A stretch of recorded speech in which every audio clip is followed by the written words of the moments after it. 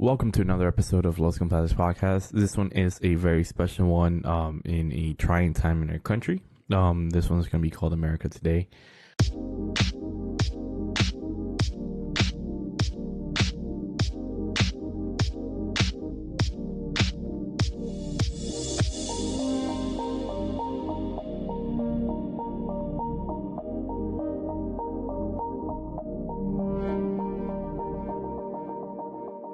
I wanted to start today by talking about our president, Donald Trump.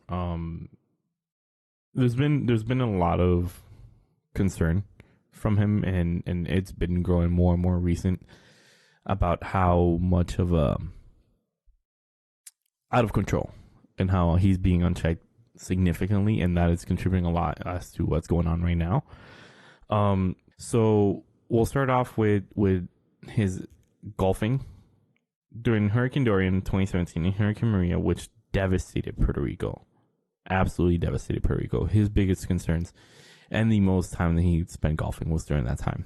And it's funny because during the Obama era, in 2014, Ebola had a breakout, and he criticized Obama for golfing during that time, and Ebola only had 2 cases.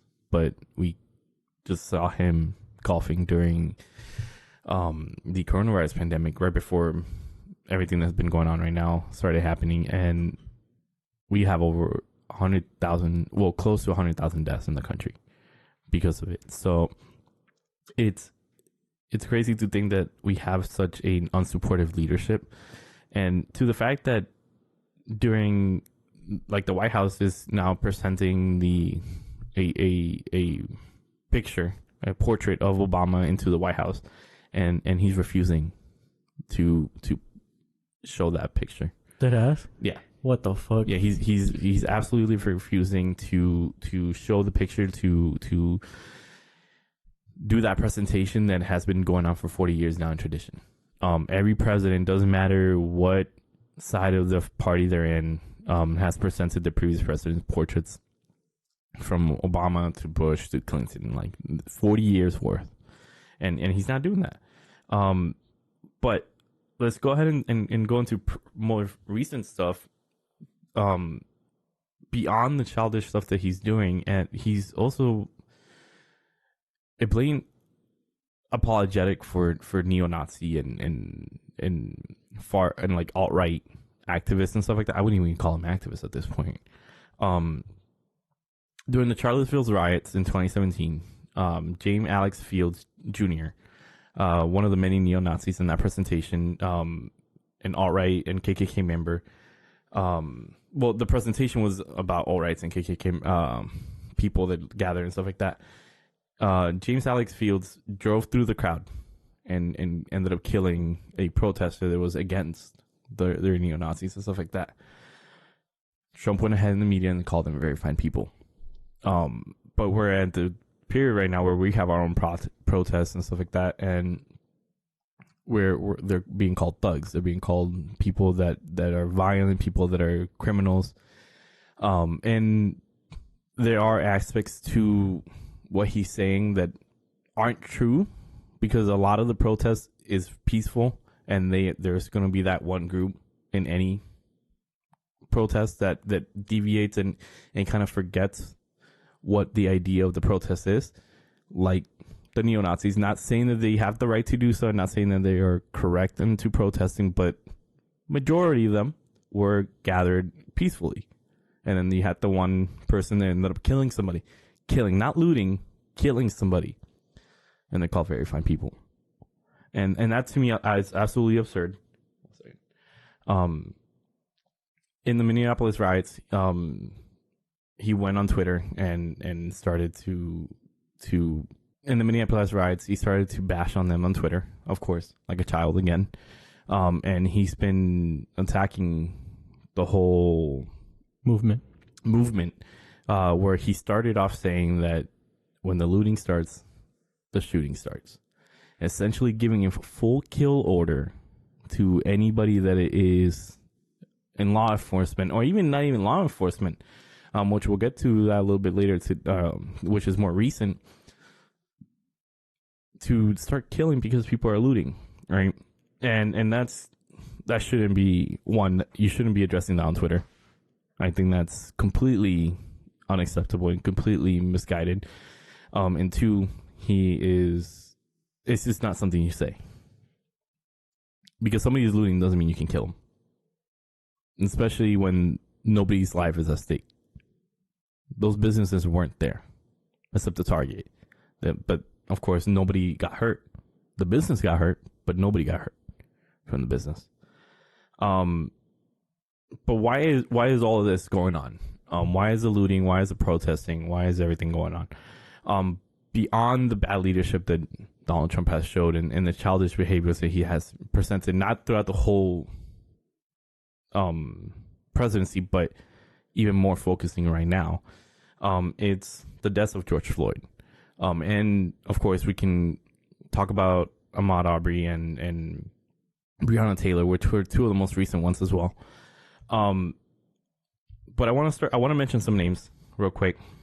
And it's a little bit of a list, but I want you guys to listen to me throughout this because we need to know these people. So it's Trayvon Martin in 2012 left his house for a snack, never came back. Not the police, but a white man who killed him. Freddie Gray, 2016, died in the back of a police van in custody. Sam DeBoose, 2015, routine traffic stop led to his death while unarmed. Philando Castile, 2016, another routine traffic stop, left in bloodshed, girlfriend and child in the car.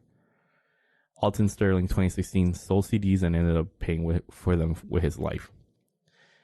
Beatum Jean, 2018, sat at home eating ice cream while a cop entered his home, his own house, and shot him because she was in the wrong house. Didn't ask questions. Breonna Taylor, 2020, shot dead at home by a police raid at the wrong house. Mind you, she was an EMT. Eric Garner, 2014. Michael Brown, 2014. Akai Gurley, 2014. Tamir Rice, a child, 2014. Eric Harris, 2015.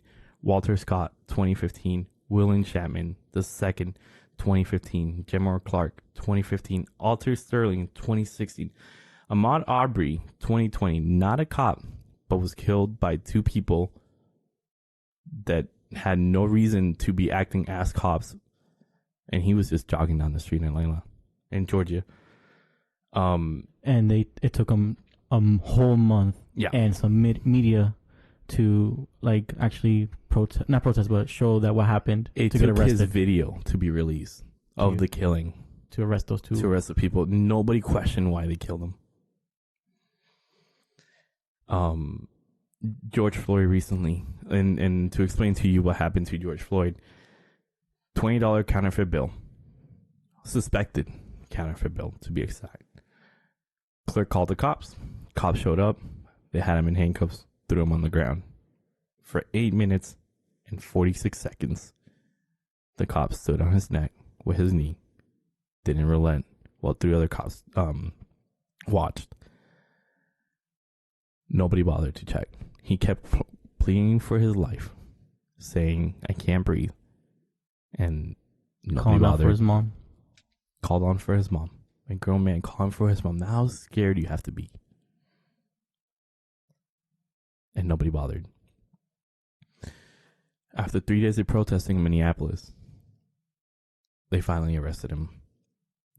Derek Chauvin was finally arrested 3 days after.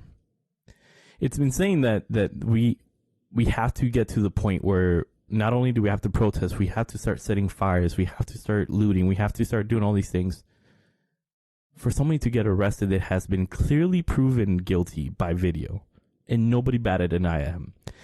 I'm assuming they arrested him more to be complacent, to calm the crowd down, than anything else. I in my personal opinion, if there was no crowd, if there was no protest, that man would have been walking a murderer and still getting paid right now. Insane to me. Absolutely crazy. And I'm not a person of color. I'm not African American. I am Hispanic. And when I mean I'm not a person of color, I meant to say African American.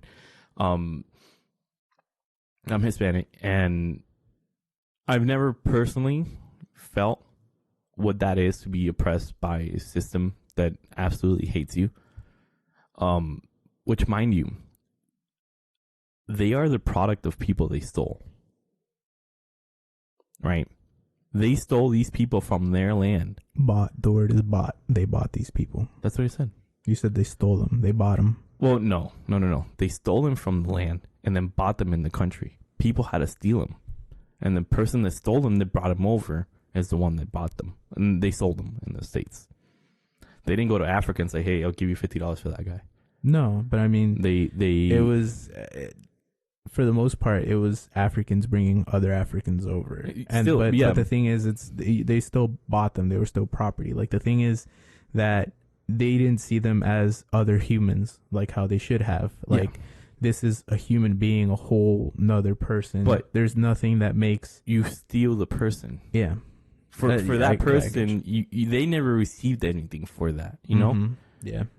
Like, if I grab Jason right now, and Gaston's his owner, and I give Gaston $50, Jason gets nothing, and I bring him to the United States, you piece of shit, and I offer you $100 for the transport, and you can have Jason.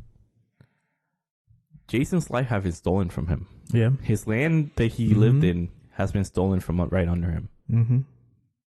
These people are the product of the people they stole. Right. And now you want to pretend that they're nothing, that they can just kill them and walk away freely. And there's a system that allows that. Mm-hmm. There is a system that has actively allowed that. And beyond allowing it, they have purposefully changed from slavery to incarceration. They make money out of people that are arrested. They do. So after all of that, after all those names, I want you to ask yourself, who are you to tell them how they should take their anger out?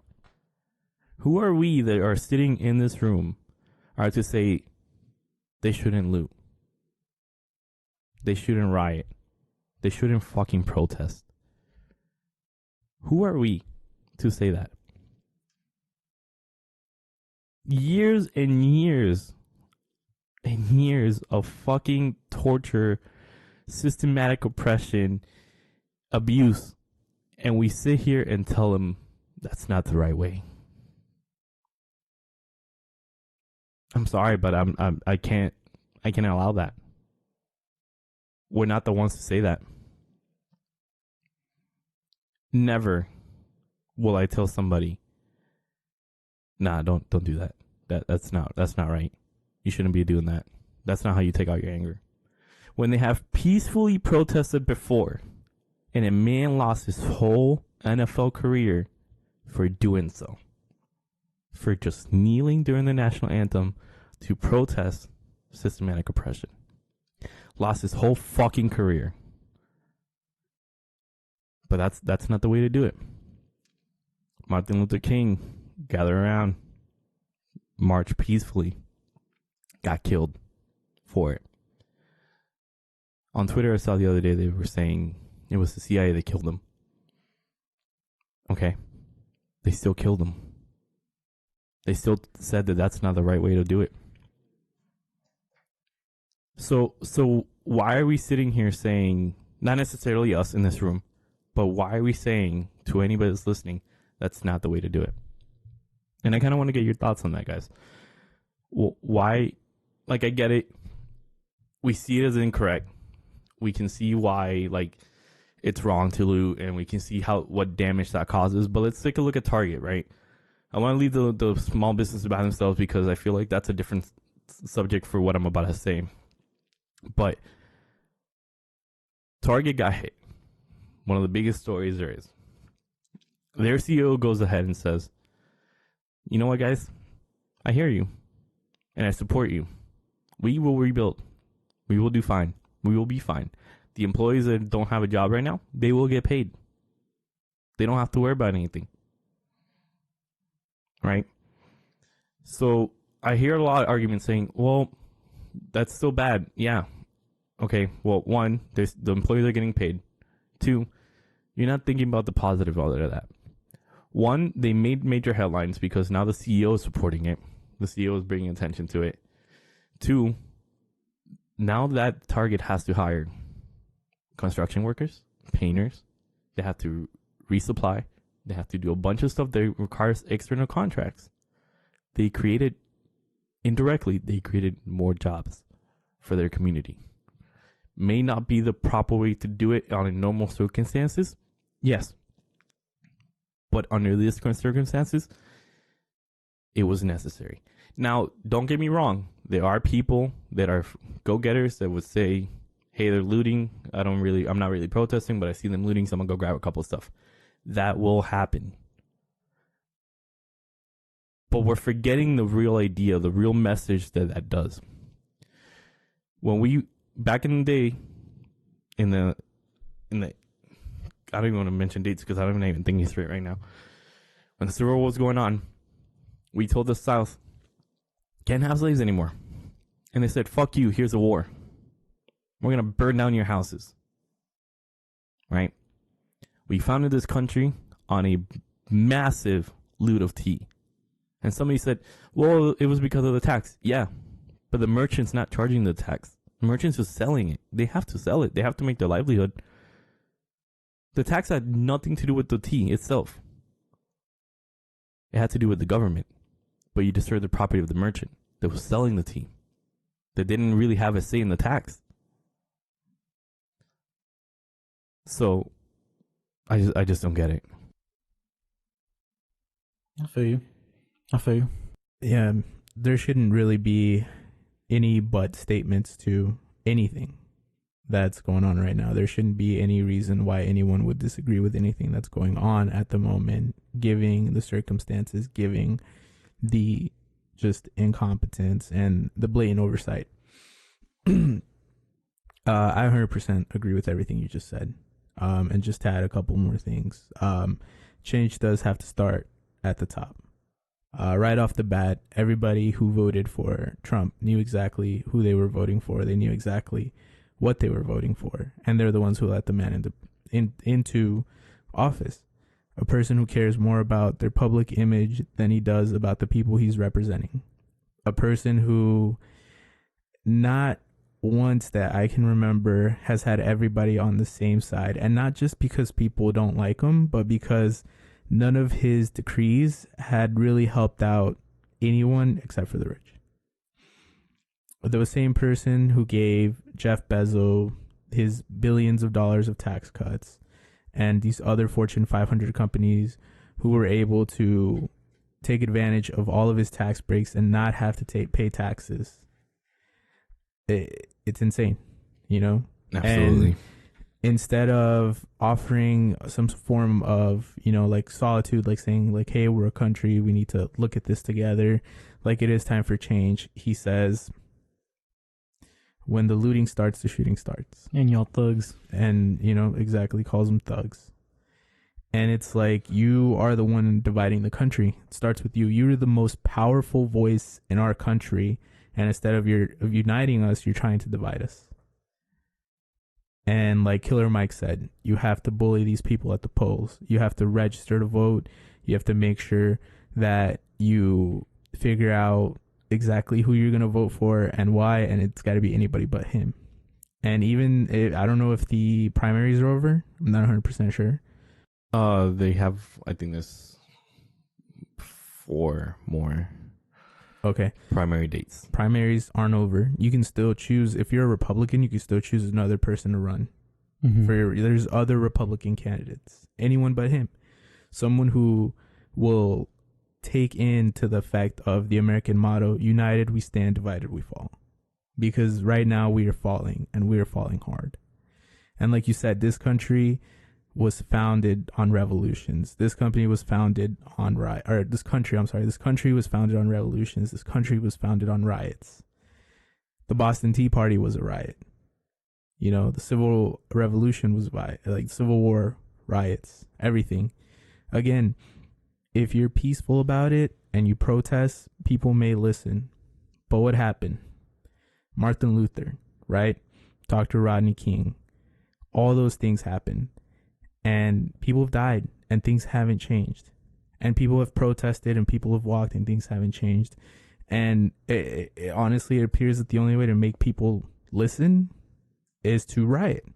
And because of that, there's nothing to be said or done until someone listens, until something changes, except to let these people get their anger out and be angry and be upset, because it's not just them who they're fighting for. They're fighting for everyone who is seen as a minority, everyone who is seen as a less superior race by these more superior complex people that have that self superiority.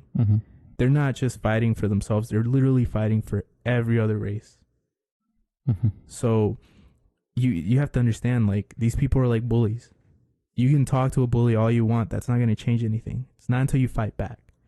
Once you actually fight back, that's when things start to change. And again, like Marco said, it was the only reason he got charged was because of public opinion, just to appease the crowds. But who are we? Who are we to tell them, like, no, this isn't right? Like, after years and years of oppression, like, do what you got to do. Riots happen all the time. And it's insane how they won't do anything to a group of protesters marching onto a Capitol with loaded weapons, loaded firearms, in, bulletproof vests and bulletproof helmets, but they'll pepper spray peaceful protesters for breaking curfew. Not for doing anything, just for breaking a curfew.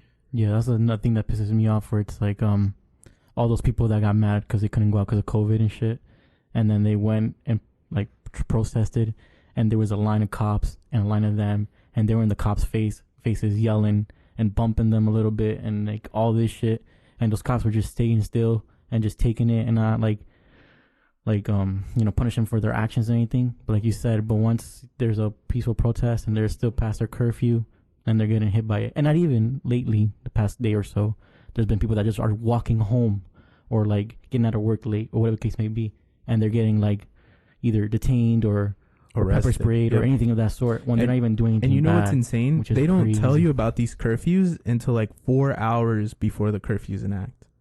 Like, how are people? There's people who don't have live TV, who don't spend their whole time watching TV, who wouldn't know otherwise. Yeah, but it's crazy. But let me just finish up my thought real quick, okay? In terms of violence, they're bullies, and you got to fight back. And you have to. I don't condone violence, but it's been effective so far, and there's nothing you could do. And honestly, I don't blame the people who are looting. A lot of people are out of a job right now. A lot of people don't have the means to feed their family, and they may need it. In our time of need, where the whole country was shut down, and the only time we've ever looked to the government to help us, they just said, here's a check for $1,200, where people had to choose between food or rent.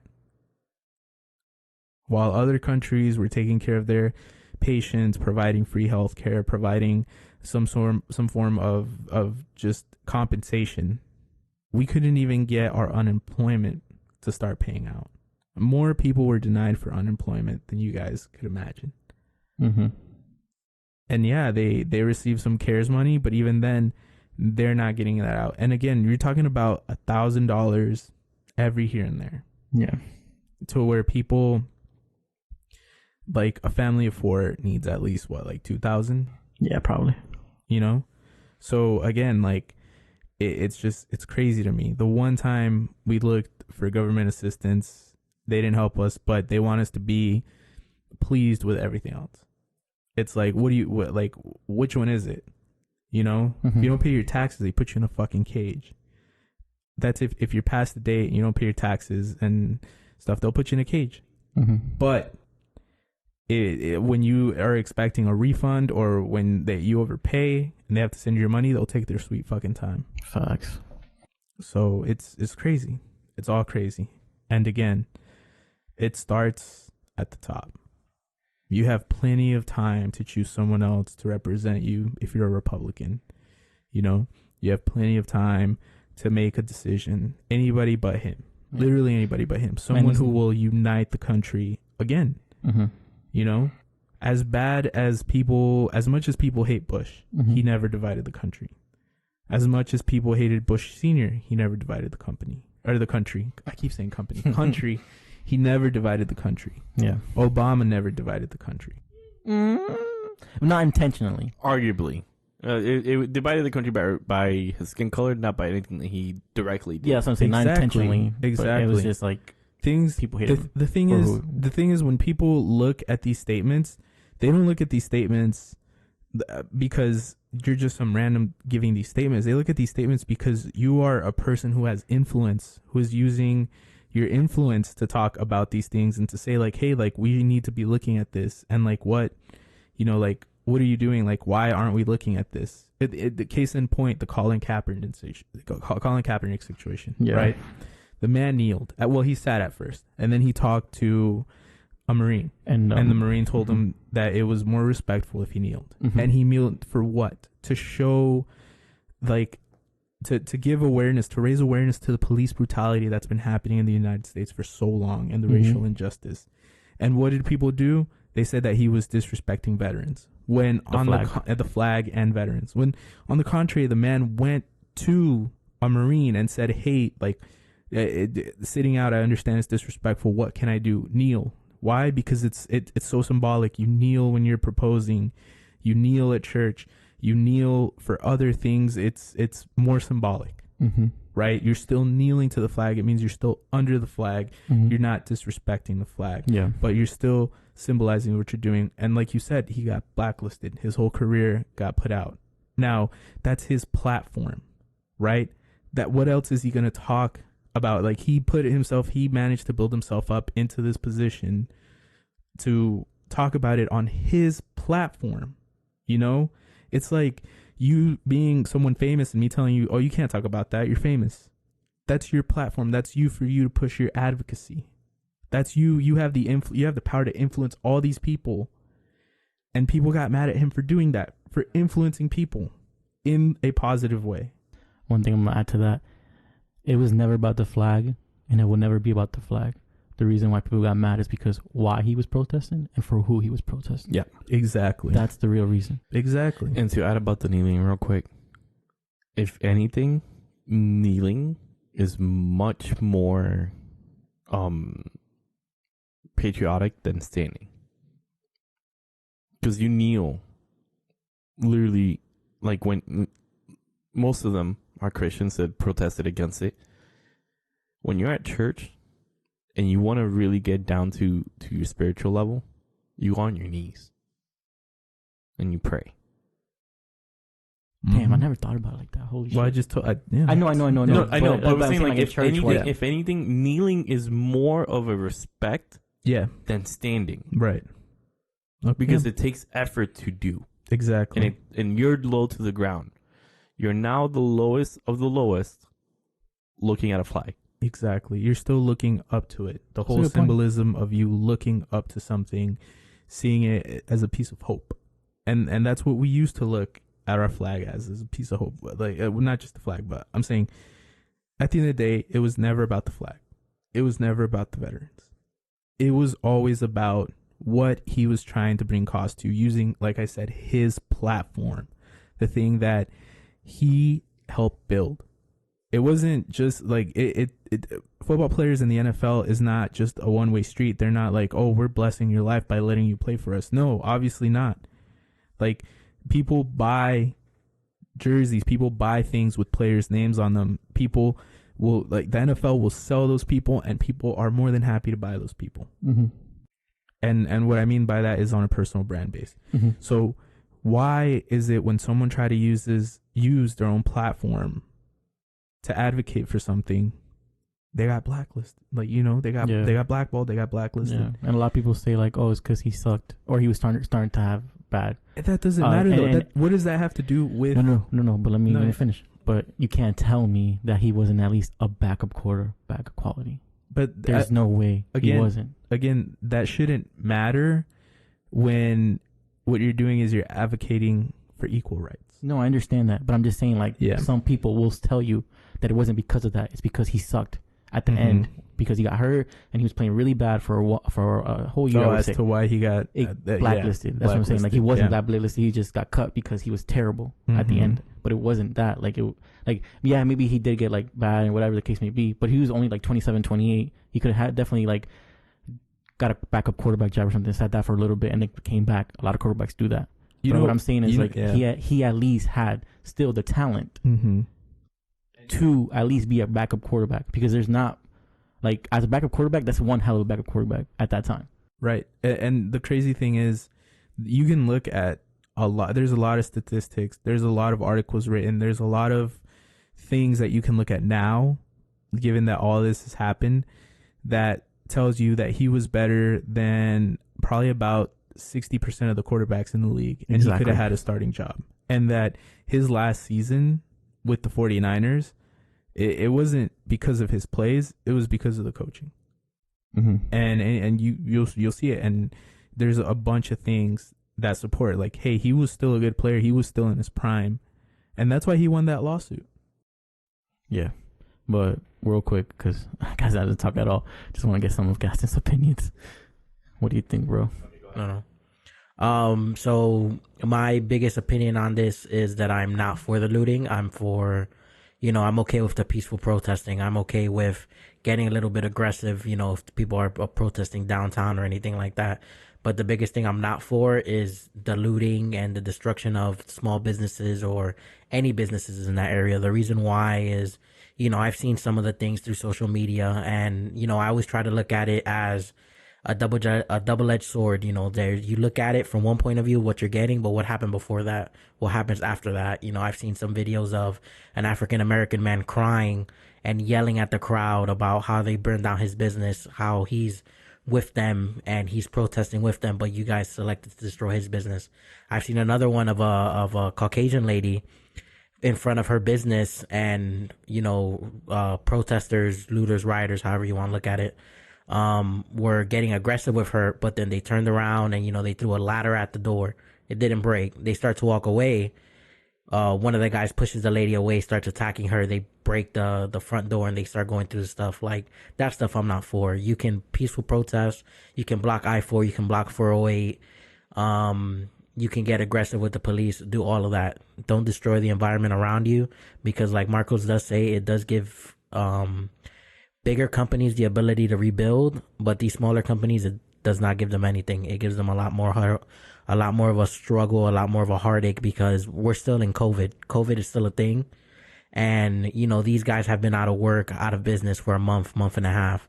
Then to have these protests become riots and then looting, now their whole business, their whole savings, their whole goals are just destroyed. And not only that, but they're going to be going out of place and trying to protect themselves. That's their biggest thing. One of the biggest factors too is Donald Trump. He's not a leader, no matter which way you look at it. I try to not voice my opinion on presidential politics or anything like that, because this previous election I didn't vote. But you can obviously tell this man is not a leader. This man is a celebrity. He falls into the same category of possibilities of re-election as Ronald Reagan.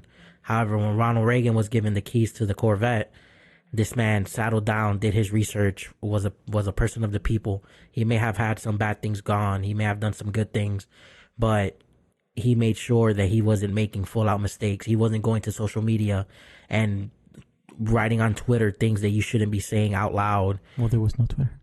Well, yeah, but, newspapers and press. Before you continue, I want to clarify that when Gaston was talking about businesses, he was absolutely talking about small businesses, locally owned businesses, and not corporations. No, he said big businesses too. No, yeah, I mentioned the big business when you can like rebuild, because big businesses can rebuild. Absolutely. No, yeah, I just want to clarify that, because you didn't specify. I just want to clarify it.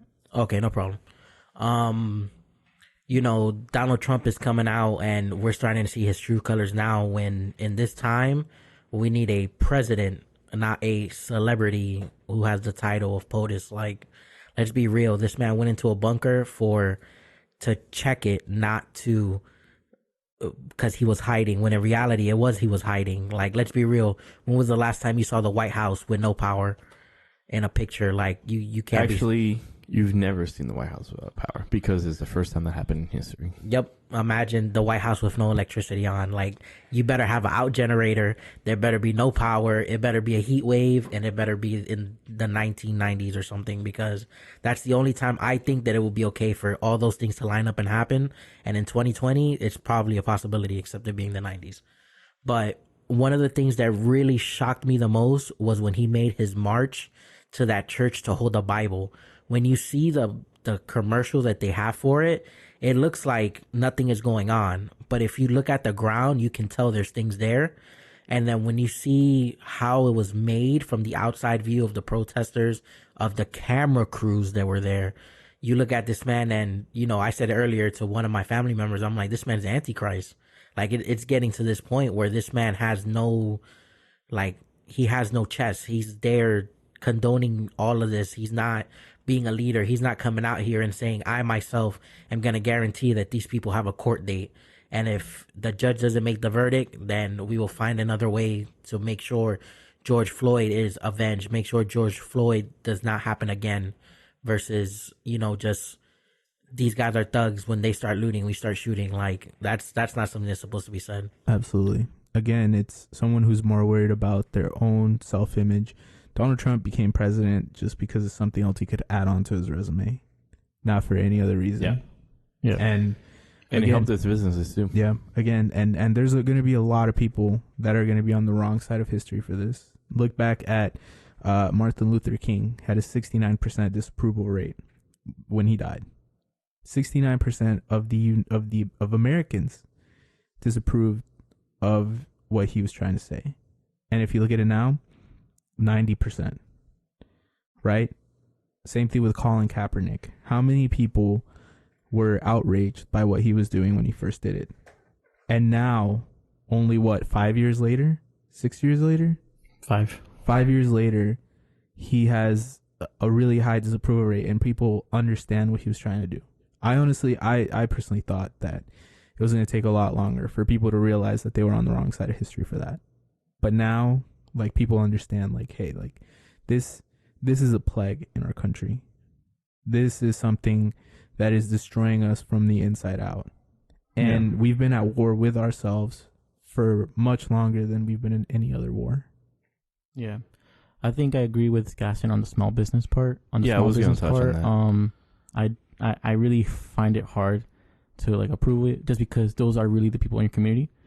And like those are the actual people you they worked hard for their whole life to do what they're doing. Absolutely. In that business and stuff like that. When it comes to the big corporations, when it comes to, like, any of the monuments that have, like, white supremacist things or statues or buildings, whatever the case, I don't care about that, but burn that shit down. Like, cops, which another thing is, like, not a lot of people are showing the bad part of the protest, but if you really look at it, in a lot of places, the cops are the ones that are instigating. The cops are the ones that are starting everything. Like, people are really trying to peacefully protest at this point, I think, because I think they realize that they have the attention of the country, especially, like, yesterday when they said that all 50 states have had some type of protest in their state. Largest civil rights movement. So, and not even our country, there's 18 countries that have had protests for us, and maybe for themselves in their country too. So it's like, I feel like people are finally, like, they understand that they have the attention now, and they're, like, trying to really peacefully protest, and they're not getting to do that because the cops are really instigating and really trying them. Because once it's in broad daylight, I feel like most protests are really good, but once it turns night, like, everything goes off for the cops. Like, there's no rules at all, especially after curfew, if there is curfew. And I think that's fucked up, you know, because if someone's still peacefully protesting, I don't think just because of curfew means that you have the right to pepper spray them, whatever the case may be, because that didn't happen in COVID, which is something more severe towards everyone, you know, about a curfew. No one got arrested. Like, I mean, I would say no one got arrested, but no one got pepper sprayed or anything like that, or shot fucking rubber bullets in their face or some shit like that. You know what I'm saying? Mm-hmm. Like, I think that's fucked up. But that's when you clearly see, like, the power, people who are power hungry, people the cops that know that they have the power, like, let it out. That's when they do it. When people are peacefully breaking curfew in a protest, that's when they're like, you know what, like, this is my chance. I have the right to do this now. And it's like, no, you don't have the right to do it. You'll never have the right to take someone's life. You'll never have that choice unless it is in self-defense. And it's crazy because police are here to de-escalate a situation. Exactly. And all they're doing is just escalating. Absolutely. And making it worse. You know what I'm saying? And they're trained to do that, to be honest with you. Like, what I wanted to talk about, obviously everything's important that we're talking about. But what I really wanted to focus on too is the system, right? The system is broken. And, you know, there's some stats that I was doing research on and I was looking at. And basically, from 2019, the data that was collected from police killing in this country, and it was compiled by Mapping Police Violence, Black Americans were nearly 3 times more likely to die from police than white Americans. And there's other stats that show that Black Americans were nearly 1.5 times more likely to die, to be unarmed before their death. So that's crazy, right? That's insane. How do you kill 3 times? How are they the minority? They're the minority. There's less people. There's less Black people in this country, and you're killing 3 times as many? I get to that right now. So most states' police force killed Black people at a higher rate per capita rate than white people. Obviously, because like you said, there's more white people than Black people, right? Overall, in 2019, 24% of the police killings were Black Americans, when just 13% of the population is Black. There you go. Then another thing to that was that I think I deleted by accident is that white Americans population in this country is about 62%, right? And their death ratio in the police was 49%, which obviously, or no, 42%, which is actually like it's kind of high. But like you said, you got to think about it. There's 5 times more white Americans than Black Americans. And so, I mean, it's not just that. Like you said, yeah, there's 5 times more, but it also depends on a lot of factors. Like, yeah, there's 5 times more. You have to look at who they're polling. You have to look at where it was pulled from. Did you know that a lot of databases are actually incomplete? Yeah. Of the ones that show like of people who have died in custody. A lot of them are scrubbed. A lot of them are scrubbed. A lot of them are complete. Yeah. A lot of them are wiped. People and there's a law that forces them to, you know, fill these things out. But who's going to police the police? Well, who's going to hold them accountable for this? I was going to get to that too as well. So like that's what I'm saying. Like I feel like obviously we need police we need some type of reform for police, right? And there is like basically like just so much into it. Like I was basically watching the Patriot Act with Hassan Minaj, and he goes over it. There's an episode on police brutality, and he goes over how the system is so broken, and there's laws in place that let cops get away with all this stuff, and there's unions that protect these cops to get away from that stuff because that's their job. The union job is not to create a positive environment for the cops. It's just to protect the cops, and they've placed so many laws that protect bad cops, and that's just fucked up. Like we really, like you said, we need a vote, and not just that president. Like we need to vote for like everything, like your state senators, everything, state, like especially state, because that's what really affects you, like your state voting, and like people really need to do that. Like people really need to vote and pay attention to who they're gonna pick to represent them and represent their values that they have, you know. And like I said, I don't know, like I've seen a lot of protests, and I hope that I know that some people are probably doing it for the clout, and there's some people that maybe not there for the right reasons. But I really hope that there's not many people, and I really hope that there's all people that are doing this right now. It's not because, you know, they're stuck at home or whatever. I really hope that they're doing it because, like, Black people, like, they matter, bro. Like, any color people matter. It's not just about being light-skinned and stuff like that. Like, that's, like, no human race should have to go through what they're going through. No one, no person. And we really need to change that shit, bro, because this is just, like, crazy. I can't believe that in 2020, we're still dealing with this shit. People from the 60s, 50s, from everything, like they have been dealing with this, and like that's just wrong, bro. Yep. It's just so wrong. It is. And just adding on to what you said, it does start at the election. You have to vote the people into power who you know have your best interest in mind, because 100% Yeah, we vote for president, but our votes don't mean shit if the people who you put into the electoral college aren't completing out your vote. Because at the end of the day, their votes are the ones that count towards who becomes the president, who doesn't. And that's another fucked up thing. They legit change like the lines of voting almost every like 4 years or whatever, because they know if they want to get a certain person in or whatever the case may be, they have to control the voting for the electoral college. That's just fucked up. That's another thing that needs to go away, bro. Voter suppression. Yep. And one of the crazy, shocking parts is that a lot of people who say my vote doesn't matter, you are part of the problem. Yes, absolutely. When you say your vote doesn't matter, every vote does matter. It may be on a scale of 1 to 1,000,000, you're that one, but you are as important as the person that voted, the person on the opposite side of voting. And the most important part is don't waste your vote. Correct. You're given a voice at the age of 18 to be able to vote. This was something a long time ago that was fought for and was given to us, and we should always take advantage of it. The most key important part is this is one of the best ways to show your voice.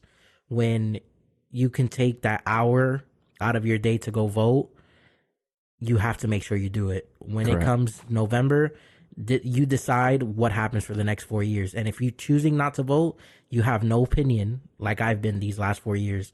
I haven't given my opinion on politics, and when I do give my opinion on politics, I say the same thing every time. I didn't vote, so what do I know? That's just my opinion. But if you voted, you can absolutely say, hit me with facts, lies, opinions, truths, false. You can hit me with whatever you want. Whatever you're saying out your mouth is 100% more accurate than me not voting. And that's why come November, if you're not voting, then for the next 4 years, don't ever speak a lick of anything about this president is trash, this president is a problem, this president is good, this president is bad, because you are the reason that happened. Mm-hmm. And I just want to say something real quick on that. For those that are discouraged that your vote doesn't matter because of the electoral college, please understand that it does. And let me explain to you how. If you don't vote and the majority doesn't vote in your state, the electoral college will go the way you don't want it to go. Let's take the Trump election. Just to clarify, who votes in the electoral college? Senators or House of Representatives? It is a mixture of both. The electoral college is both the senators and the House of Reps. Exactly. So those are the people. That's why they are separated chambers. The reason why they're separated chambers is because the Senate gives you 2 per state, doesn't matter the size. Right. The House of Representatives is exactly what it means. It's a house, it's a chamber that is filled with representatives per county depending on population. Right. So depending on the population of the state, depending on how many they get, there is a minimal per state of 3 delegates, 2 senators and 1 representative, depending on the size. Right. But to get back to the point is that if you don't go out and you don't vote and you're not voicing your opinion in that election, the electoral college will not hear you. If the electoral college does not hear you, they will vote the way the state voted. So if you didn't want Trump and you didn't vote because of the electoral college, you're the reason why Trump won in Florida. You're the reason why the electoral college voted for Trump. If you would have decided, every single one of you, to go out and vote and said, you know what, I don't want Trump in office, I want Hillary Clinton, whoever the case may be, and that person would have won the state, you wouldn't have this president. And I'm sorry, but you are the problem if you did not vote. No, that's true though. Like, you can't sugarcoat it. Like, it's just that true. And I don't know, man. It's been the same couple of days, and I can't believe like well, I have a problem with this though. I don't know if you guys, I have a problem with him blaming it just on like the extremists on the left, because that's what he's blaming, right? The rioters and stuff like that, the extremists on the left, and it may be true, but there's also been, especially on video, like people on the right as well, fucking shit up. So like, I just hate how he just blames the left, like extremists on the left and the extremists on the right are also doing the same shit, and he's not saying shit. And it's like, I think obviously both extremes on the left and right are both like just too much, and they need to like that's just I don't really believe in extremists, right? Exactly, I don't believe that in general, and I think they both have wrongs. But it's just crazy how he selects when like what to blame and what to blame, and protects another like he protects his people, you know, because obviously they're gonna vote for him, and he has to get their votes and shit. But it's just sad, bro. Like, yeah, I wanted to touch on what we were talking about. Gaston was talking about specifically about the church. When Nixon resigned, he had protesters, a lot of them, in front of the White House. When Nixon resigned, he walked out of the White House and talked to them. Got their concerns, even though he resigned. Right? Trump wants to get a photo op. Trump wants to go get a picture. A picture, mind you, with him holding a Bible, which, by the way, he holds it so wrong, bad. Like, it's you can tell that he's never really held a Bible out of free will. He's trying to be a 70-year-old Instagram model. Yeah. Why is that an issue? Why is it an issue that he walked to a church and took a picture with a Bible? There's nothing wrong with that. It's what happened for that. He gathered the military, had a military escort with he had military escort with Secret Service. But not only that, everybody that was protesting in front of the White House got tear gassed without a warning. Everybody that was in the church, the bishop of the church, got tear gassed, so they're not in the building when he wanted to get his picture. And I'm sorry, but that's not leadership. That's just not leadership. That's not a president. That is a dictator. That is a maniac. That is somebody that has power that doesn't know what to do with it. That is it. That is the definition of megalomatic. And he will never, ever stand to any president that we've had in history. None. He hid in a bunker because there was protesters.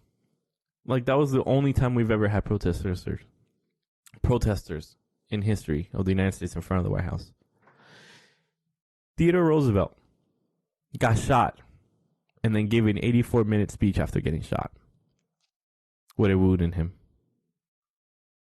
But our president hides under a bunker because he's scared of protesters when he has the whole secret fucking service. And to another point, the next morning he calls the governors and calls them weak for how they're acting and letting people act in their cities. Yes. And states. Trump called the governors the next thing, called them weak, threatening them that if they don't call Homeland Security, he will gather military, which, by the way, is illegal. Army, Navy, Homeland Security, Army, Navy, Marine, and Air Force do not touch U.S. soil. Homeland Security does.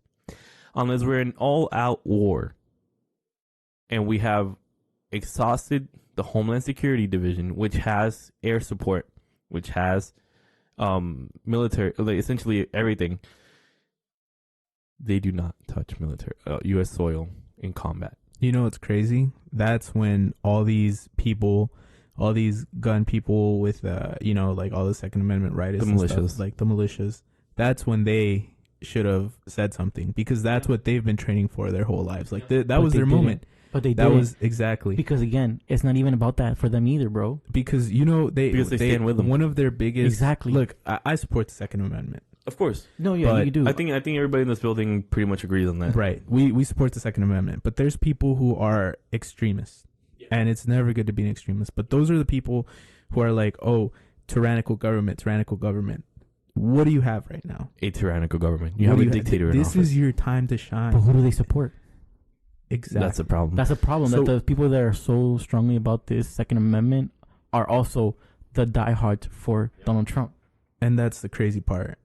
So it's all a lie, bro. Like, to me personally, not all of them, obviously, but for most of them, like, legit, and not all white people either, because I don't want to do that either. But a lot of white people are scared to lose their power that they have, bro. Like, their privilege or whatever the case may be. Yeah.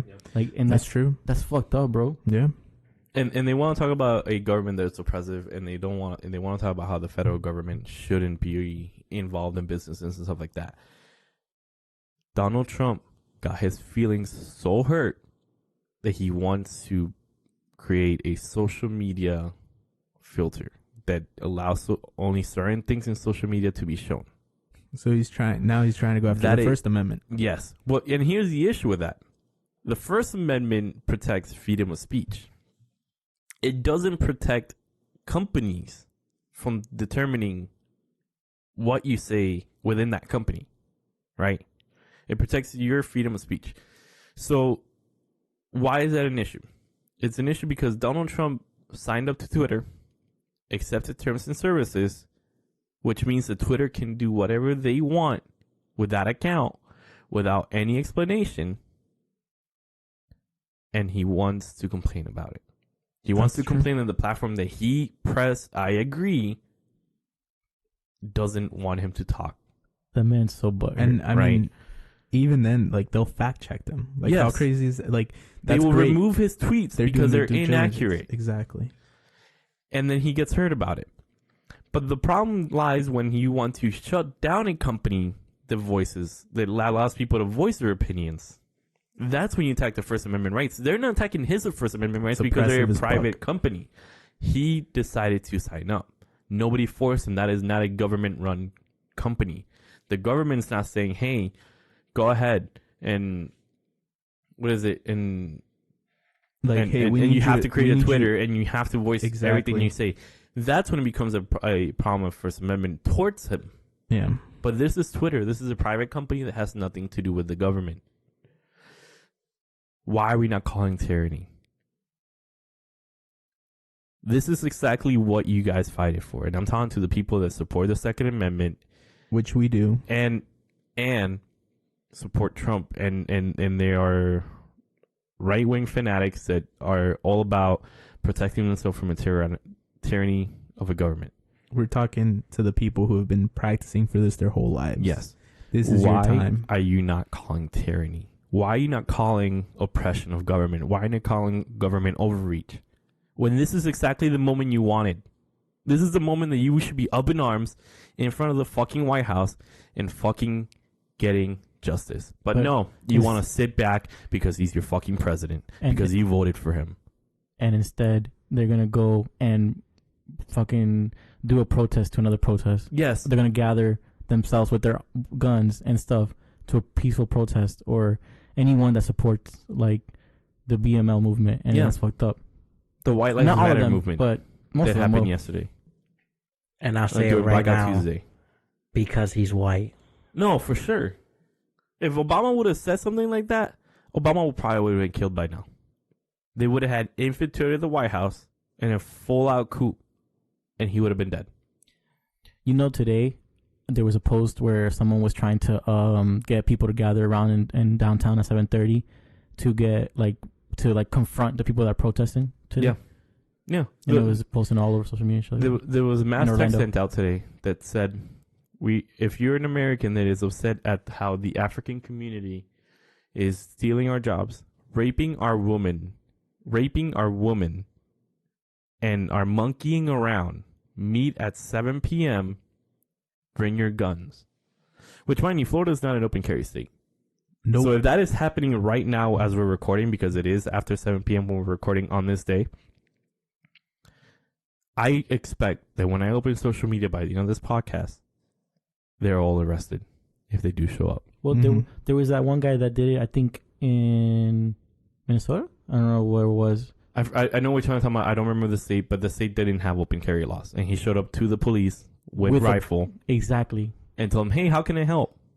With a rifle. And they told him to go home. And he got upset. How are you calling tyranny on people that are protesting justice and protesting for their lives, but not on your own president that is literally a fucking dictator? I personally just don't get it. I don't understand how you can stoop so low to hate a race, but you can't hate the person that you're fighting against. You can't hate the enemy that you've been training for your whole life. It's insane. I really don't. Because he protects them. But he doesn't. That's the thing. That's to them it does. To them it does. But he doesn't. He is exactly their enemy. There is no protection from him. But at this point, whatever he says, they eat up. Of course, they don't eat it up, bro. Of course, but what I'm saying is like I hope that if there's somebody in this podcast, at the time of you listening to this, you hear this, I hope that this changes your mind. I hope that this opens your eyes, and you understand that he is not your friend. He's not here for you. And he's proven that countless of times. He's only here for himself. Yeah. He's only here for himself and his businesses. Mm-hmm. Yep.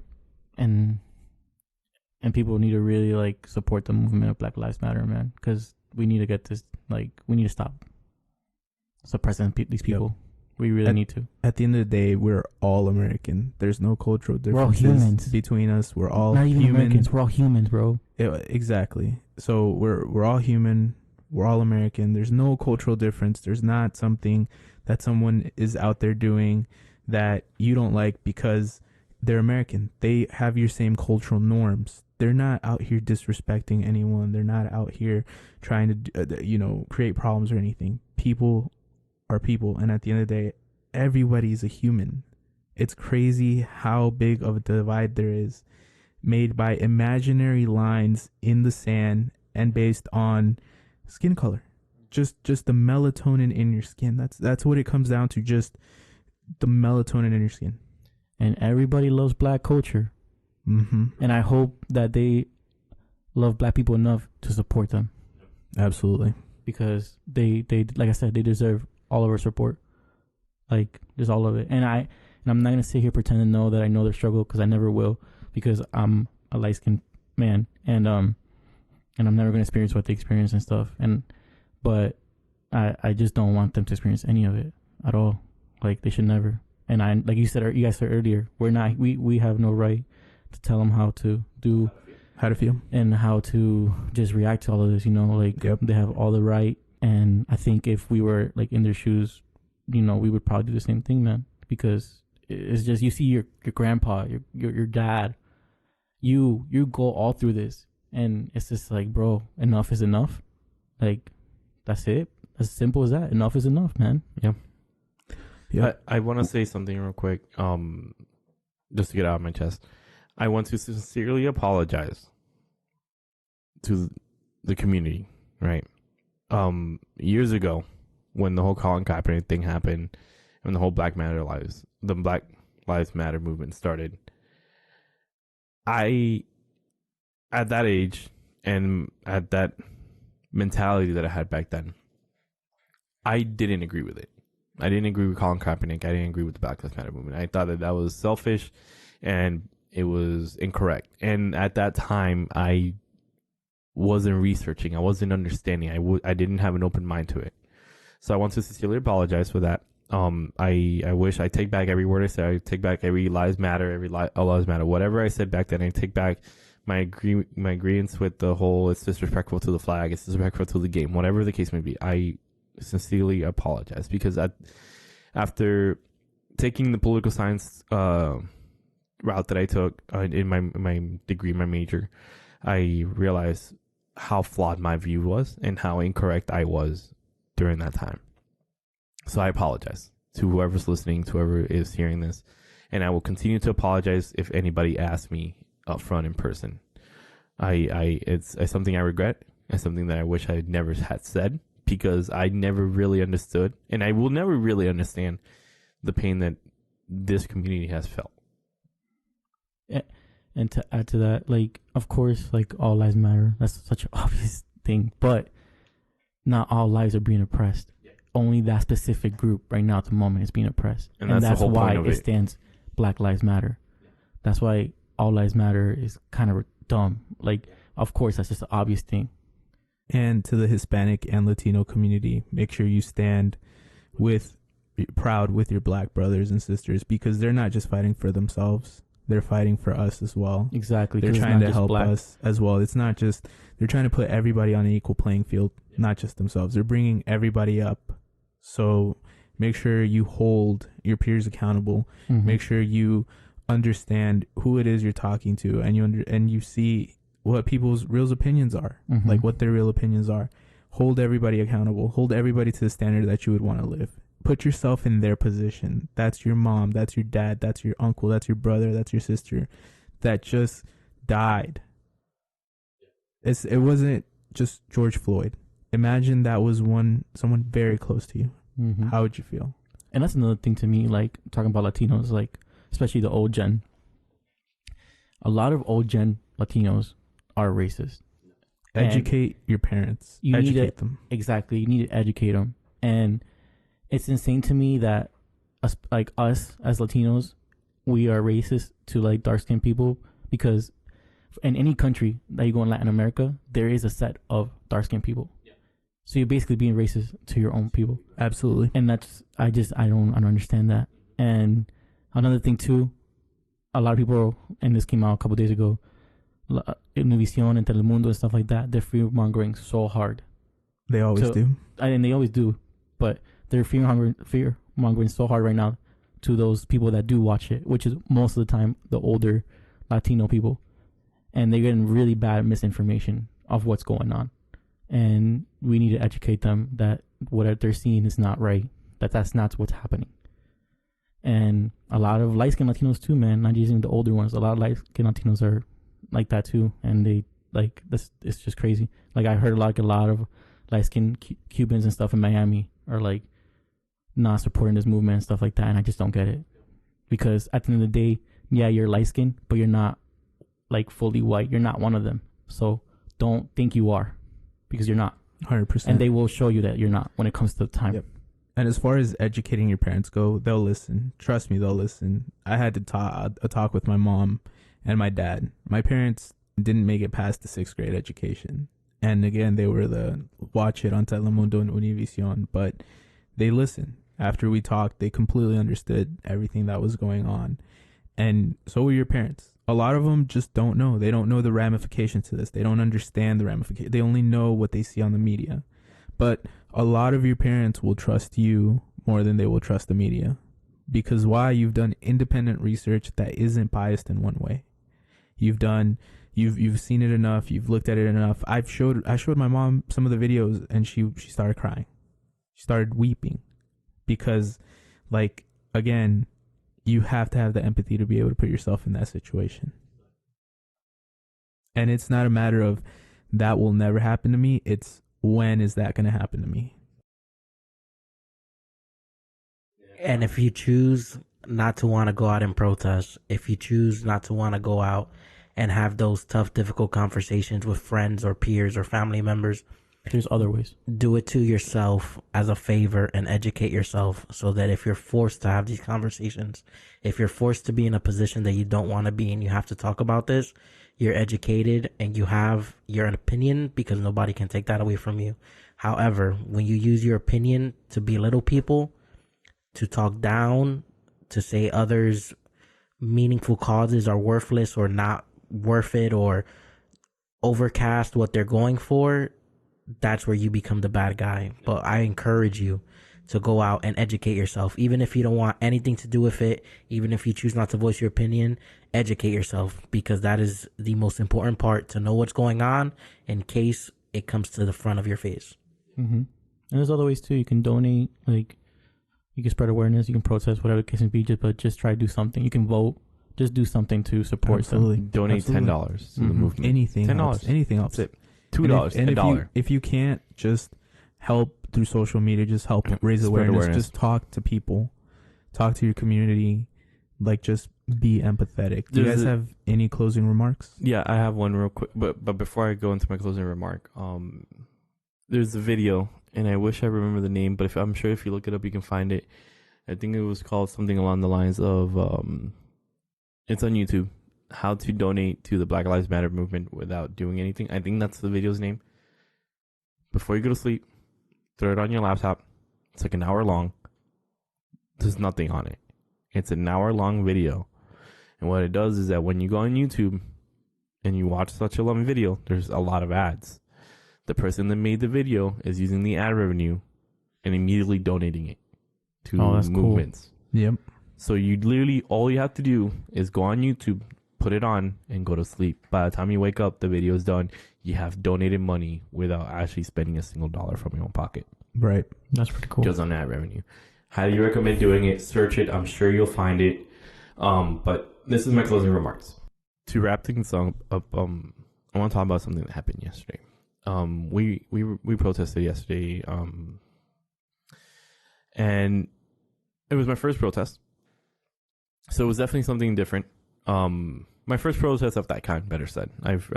My dad works at a union, and I've seen protests where they've done sittings and stuff like that.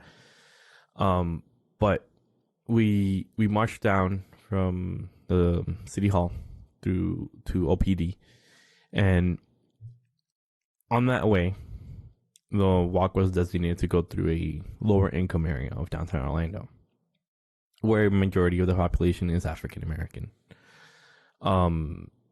And as we walked towards OPD, all those people that live there, they're outside, they're cheering, they were recording, they were in a way amazed of what was going on. And a lot of them were older, 60, maybe 50 years old, probably in the 70s as well. We did what we did in OPD. We protested. We showed, presence, because I've always said presence is strength. But on the way back, an older gentleman, at a light was saying, "Thank you guys. I can't fight anymore. I've done my time." And that really broke me, because it shouldn't get to the point where 50 years later, we're having people that are still not getting what they fought for. They're not getting the equal share. They're not getting food on their plate. And I never really realized that until he said that. And I really wish to whoever's listening to this right now, please do something. Whatever the case may be. It is unfair. It is unjust. And if you listening to this and you made it this far in the podcast, you disagree with their protest, their cry for help, their cry for justice, fuck you. And I mean that with little to no remorse. You're a low-life scum. And these people deserve better. And you know that. But because of their skin or their color of their skin, you don't want to give that to them. It's unjust. It's unfair. And this should never be happening in the first place. We shouldn't be at this point. We shouldn't be having this conversation today in 2020. That's all I got. It's the turn of a decade. We gotta be better. We gotta do better. Thank you for that, Marcos. Gaston, you got any closing remarks? Just make sure you guys do all your part. Like I said earlier, do your part, have your opinion, be educated. I do want to give a particular shout out to the city of Kissimmee for having a very peaceful protest. I believe it was Monday, organized by a gentleman in the community. His name is Rex, and he took out time to organize with the city of Kissimmee and the police to make a peaceful protest. And it was very organized and very structured. And to me, this man is leading a forefront despite of his past. And is somebody I believe the community should stand behind going forward with this progression that is going on, with all of this protesting, all of these different ideals that are being passed around. He is someone I believe that can organize the community like he did and bring in and continue on a movement to go outside of Kissimmee and maybe even be able to take it to downtown Orlando. Thank you. Jay? My closing remark is that we need police reform, and it's really important.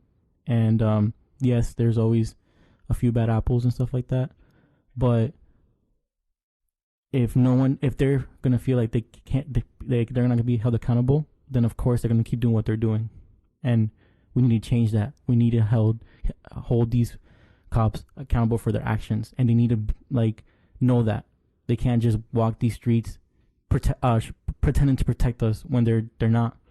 So we need to stop having special legal protection for them and overprotective unions for them, and we need to stop having them do like fear-based trainings. Like, if they're going to be held to a standard, they need to be held to a higher standard, you know. And I understand that they risk their lives and stuff like that, but we need police reform. Like, we need a better system. The system is broken, and the system is what allowing them to do what they do. I agree. Thank you very much, Jay. And for my closing remarks, we can all do something. We're all responsible, and we all need to hold ourselves accountable. We let this go on for far too long. We let all this happen under our noses and behind our backs, and even some of us just face to face without doing anything. It's time for change. It's time for something to happen. And while we don't condone violence, we don't want anyone to get hurt, we value every life. We want to make sure that every life is treated equally. And that has to start somewhere. And you have to start at the bottom, because it's not fair for those lives to continue to be treated so poorly without any consequences to those who are doing the mistreatment.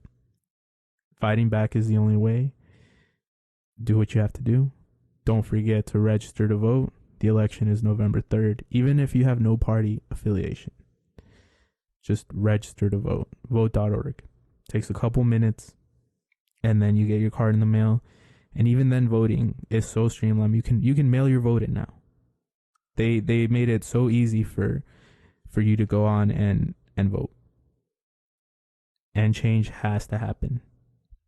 Make sure you hold those around you accountable. Make sure you hold the system accountable. And make sure that you voice all of your concerns. You have the loudest voice of anybody. And remember, together we stand, and divided we fall. This is a time to unite, and you gotta remember, it's not white versus black. It's everyone versus racist.